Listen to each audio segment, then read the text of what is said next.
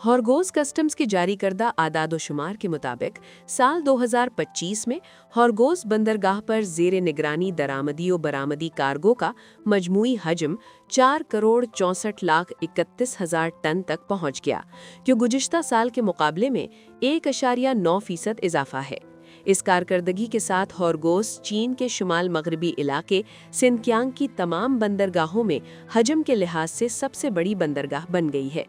अशियाए तिजारत की नौइयत के हवाले से अहम दरामदात में इलेक्ट्रोमैकेनिकल मसनूआत, खाम तांबा और तांबे की मसनूआत, ज़रई अजनास, ग़िज़ाई अशिया, नीज़ धाती मादनियात और मादनी रेत शामिल थीं। ख़ास तौर पर दरामदशुदा ज़रई मसनूआत और खुराक की तिजारती मालियत में नुमाया इजाफा रिकॉर्ड किया गया।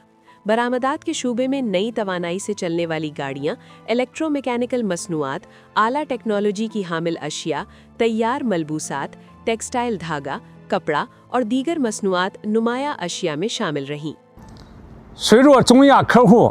वसती एशियाई सारिफीन की जानिब से बढ़ते हुए ऑर्डर्स और हॉर्गोस में क्लियरेंस के तरीक़ाकार में सहूलत की बदौलत अब हम रोज़ाना 2000 टन से ज़ायद सामान रवाना कर रहे हैं, जो तकरीबन 100 ट्रकों के बराबर है।